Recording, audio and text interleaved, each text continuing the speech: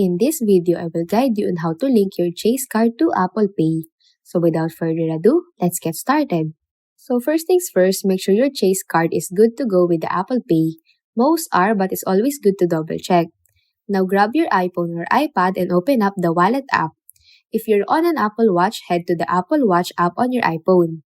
Then in the Wallet app, look for the plus or add icon usually hanging out in the top right corner. Now tap on Add a Card and locate Chase in the list of banks. Then after that, you can either enter your card details manually or simply scan your card using your device camera. So just follow the steps that you will see on your screen and you will easily complete the process.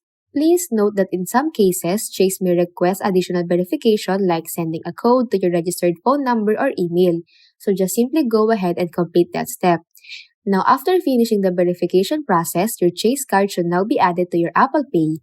Now if you have multiple cards in your Apple Pay, you can set your Chase cards as the default card if you wish. And that's it, you're all set and your Chase card is linked to Apple Pay.